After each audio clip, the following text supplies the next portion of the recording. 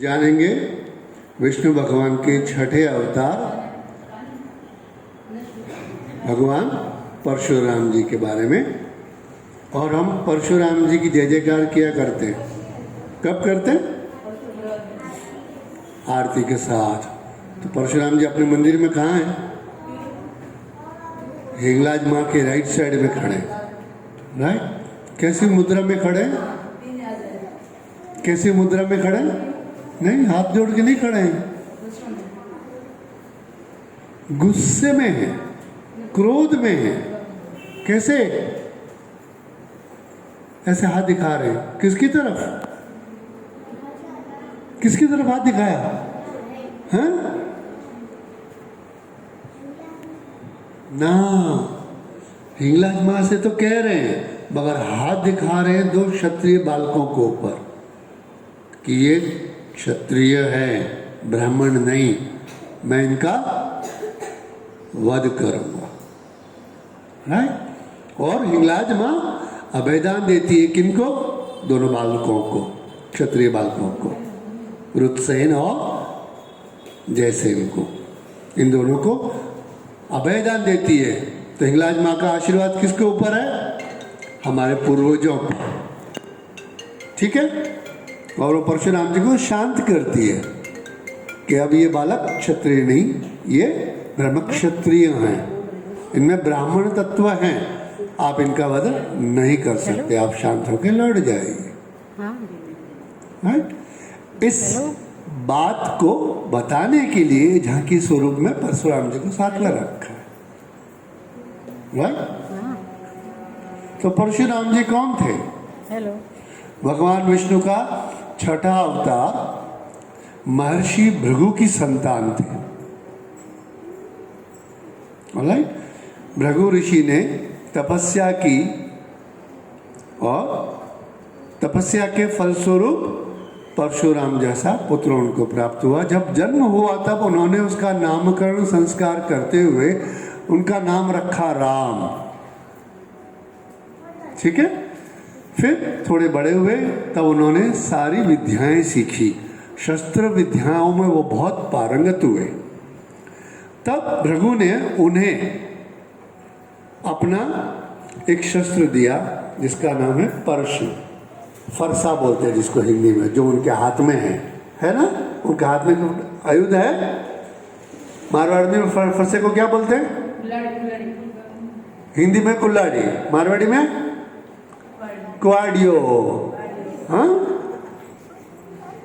कुवाडियो, वाडियो वास्ते कौम है, वाडियो, कुआडियो। तो ये परशु उनके हाथ में, यही उनका हथियार है। राइट? मेन हथियार हुआ। तो जब इनके हाथ में ये परशु आया तब उनका नाम राम से परशुराम हो गया। तो राम से पहले परशुराम आए, राम नाम से ही आए, उनका भी नाम राम ही है। ठीक है? और इनके बाद राम आए। बराबर? याद रखना है, पृथ्वी पर एक साथ दो अवतार राम और परशुराम ही रहे, सेंटर में छठा और सातवां। बराबर? कि राम और परशुराम का आमना सामना होगा, होता है? रामायण की कहानी में आता है ना? कहाँ आता है? राम जी की परशुराम जी से पहली मुलाकात कहाँ होती है?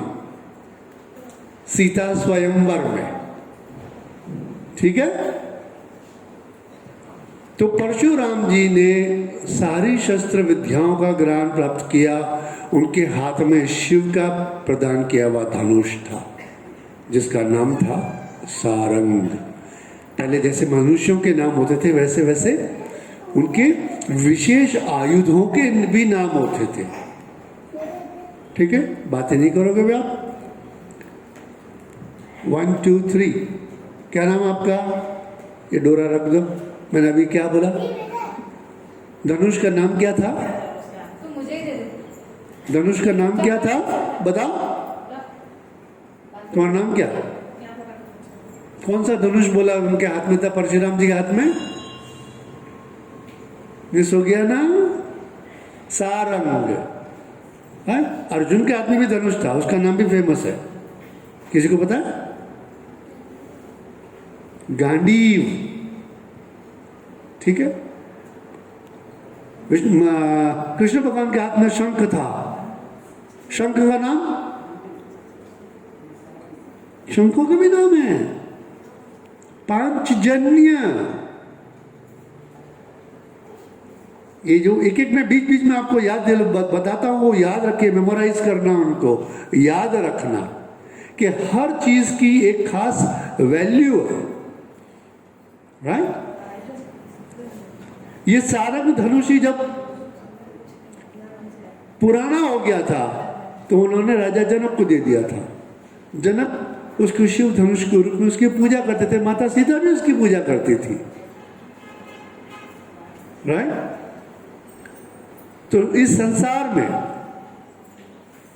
बहुत ही कम पिता भक्त हुए, माता पिता भक्त हुए हैं, माता भक्त भी बहुत हुए, भगवान के भक्त भी बहुत फेमस है, फिर पिता के भक्तों में सबसे ज्यादा आदर से ये दो नाम ही हैं, और दोनों नाम मिला के भी एक ही नाम है, राम। परशुराम भी बहुत बड़े पितृभक्त थे, ठीक है। शौर्य में ब्राह्मण कुल में जन्म लेने के बावजूद भी क्षत्रियों से कहीं आगे थे, ठीक है। परशुराम जी के टाइम पर क्षत्रियों को, जो हमारे पूर्वज थे, हम ब्रह्म क्षत्रिय होने से पहले क्षत्रिय थे, हमारे जो पूर्वज थे बड़े अत्याचारी हो गए थे, बड़े दम्भी हो गए थे। जिसको पावर आ जाता है ना वो घमंडी हो जाता है, पता है? मैं सब कुछ जानता हूं, मैं सबसे ज्यादा पावरफुल, पावर है। बहुत घमंड होता है आदमी, सबकी सारी दुनिया को, सारे संसार को तुच्छ समझता है, घटिया समझता है, सबसे बढ़िया मैं, बाकी सब गंदे। तो जब परशुराम जी बड़े हुए उन दिनों पर परशुराम जी के आश्रम में, तो जमदग्नि ऋषि के पास एक गाय थी, कामधेनु गाय, जो इंद्र ने उन्हें प्रदान की थी। तो स्वर्ग से कामधेनु पृथ्वी पे आई थी और उनके पास थी। क्षत्रियों का राजा था सहस्त्रार्जुन, उसमें एक आदमी में 1000 योद्धाओं का कौशल था।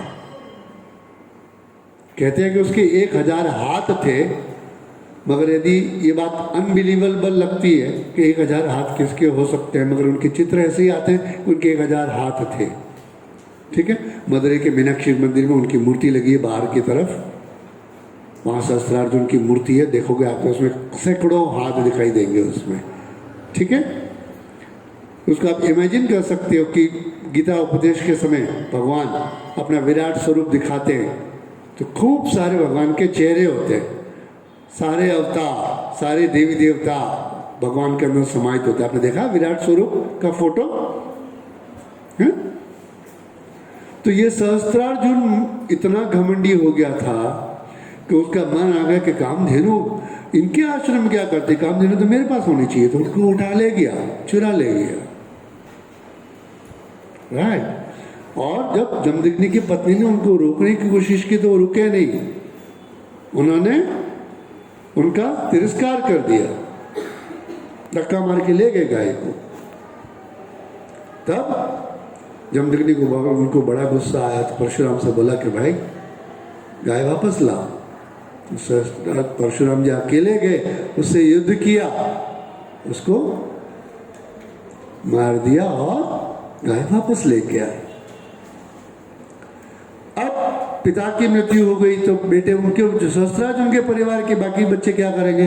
बड़ा क्रोध आया उनको, हमारे पिता को एक ऋषि ने मार दिया, ब्राह्मण ने मार दिया, हम क्या इतने कमजोर है? वो बदला लेने सारे दौड़े वापस, सारा आश्रम तहस नहस कर दिया और चले गए। अब परशुराम जब लौट के देखे कि मेरा तो हमारा आश्रम तो बर्बाद हो गया। जमदग्नि की पत्नी का नाम था माता रेणुका, यहाँ दक्षिण भारत में माता रेणुका के मंदिर हैं, है? कहाँ है? रेणुका नाम सुना है? अपना रेणुका परमेश्वरी मंदिर, देविका मंदिर, NSC बस रोड मेट्रो स्टेशन के कॉर्नर पर, वो रेणुका परमेश्वरी है। ठीक है। अब परशुराम जी की भक्ति इतनी पक्की थी कि इन्होंने पिता से वर प्राप्त किया। कैसा? शौर्य में संसार में नंबर 1 होने का। तो 3 जनों के ये गुरु बने। किसके? पहले भीष्म के, पितामह भीष्म के। दूसरे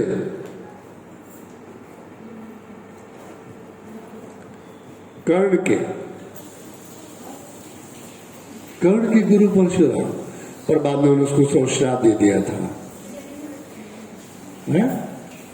तो परशुराम जी गुरु थे द्रोणाचार्य के। ये 3 शिष्य उनके फेमस।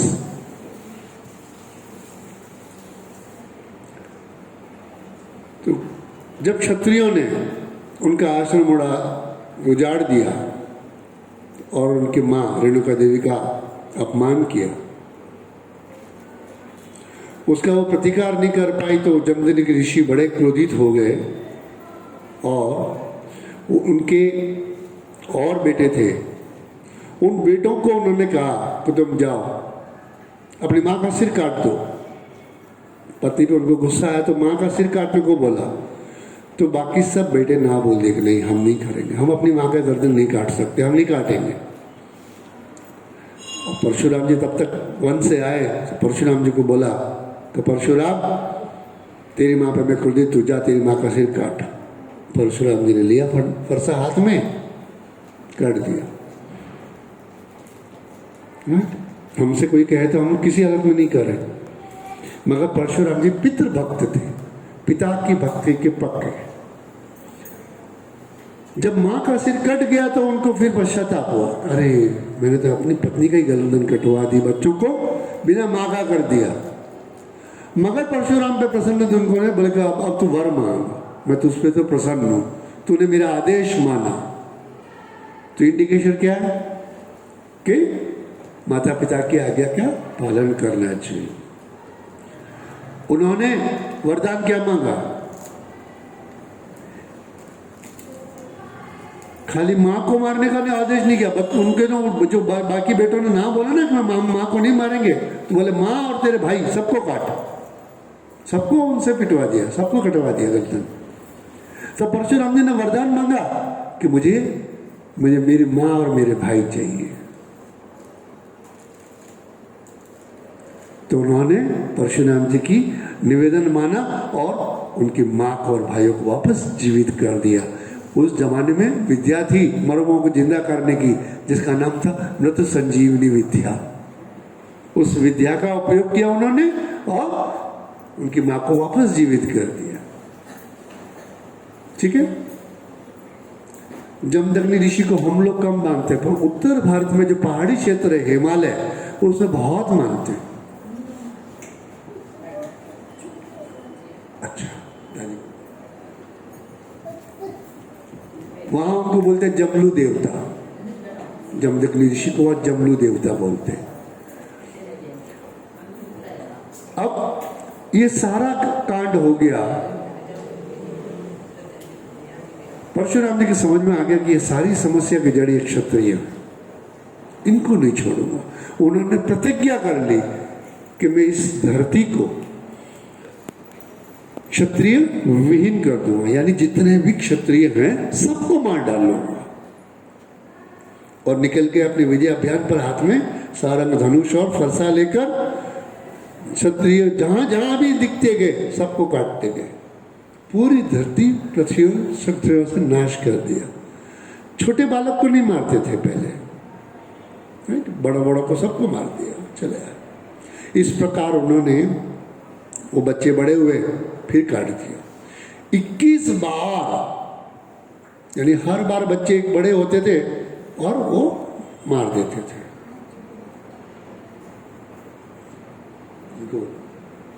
इसके हाथ थोड़े लगे। 21 बार पृथ्वी से उन्होंने क्षत्रियों का नाश किया, और जब 21वीं बार नाश कर दिया उसके बाद उनका क्रोध काफी शांत हो गया था, उनकी प्रतिज्ञा पूरी हो गई थी। और तब तक राम जी का अवतार पृथ्वी पर हो गया था। राम ने बालक स्वरूप में जन्म ले लिया था। फिर उन्होंने क्षत्रियों का नाश करना छोड़ दिया, मगर कोई मौका लगता था तो क्रोध करना नहीं छोड़ते थे। ठीक है, क्षत्रियों को शस्त्र विद्या नहीं देने का उनका प्रतिज्ञा थी। कर्ण क्षत्रिय था, ठीक है, उनको पता नहीं था, इसलिए उन्होंने उसको की विद्या दान दिया, पर बाद में पता चल गया तब उन्होंने शाप भी दे दिया और सारा दिया हुआ विद्या दान निष्फल करा दिया। कि क्या शाप दिया, कर्ण की कथा बताएंगे। अब परशुराम की ये हुई है बेसिक कहानी। और जब वो धनुष टूटा राम अवतार के समय, राम अवतार के समय राम जी ने जब वो धनुष तोड़ा स्वयंवर जीतने के लिए, तो उसका जो उसकी आवाज इतनी हुई कि सारी पृथ्वी गूंज गई। उसकी नाद ध्वनि पूरी पृथ्वी पूरे ब्रह्मांड में गई। तो उनको मालूम पड़ गया कि किसी ने मेरे धनुष को भंग किया है। दौड़े चले आए और राम से झगड़ा किया उन्होंने। तो राम से तो झगड़ा किया, राम को वो बोल रहे थे, उनका जवाब दे रहे थे उनके भाई लक्ष्मण। तो राम लक्ष्मण का वाद विवाद आपने जानते हो। तो लक्ष्मण और परशुराम जी विवाद करते हैं आपस में, वो राम जी को बोलते हैं और लक्ष्मण जी उनका जवाब देते हैं। फिर बाद में राम जी ने उनको यूं हाथ दिखा के उनको एहसास कराया कि मैं और आप एक ही हैं, अलग अलग नहीं है। आप लौट जाइए, क्रोध करने की जरूरत नहीं है, चले जाएंगे। फिर वो चले गए। ठीक है, ये है परशुराम जी की कहानी। अब परशुराम जी को एक और वरदान, जब 21 बार उन्होंने पृथ्वी से क्षत्रियों का नाश किया तो उनके पिता ने उनको एक और वरदान दिया। क्या? कि आप पृथ्वी पर जितना चाहो उतना जी सकते हो, यानी आपकी मृत्यु आपके कंट्रोल में है। ऐसा ही वरदान एक जगह को और था। किसको? भीष्म को। भीष्म को भी उनके पिता ने ऐसा ही वरदान दिया था। और भीष्म भी पितृभक्त थे। ये तीसरे पितृभक्त फेमस। ठीक है, भीष्म काय के लिए फेमस है? प्रतिज्ञा के लिए। भीष्म की प्रतिज्ञा किसको पता है? भीष्म ने जो प्रतिज्ञा ली, जिसका उनका नाम भीष्म हुआ, उनका नाम था देवव्रत। और जब प्रतिज्ञा ली था वो बोले कि ये प्रतिज्ञा बड़ी कठोर है, फिर तब उसका प्रतिज्ञा का नाम पड़ा भीष्म प्रतिज्ञा। क्या किस काय की प्रतिज्ञा ली थी? छोटे बच्चे बड़े बच्चे किसी को पता है?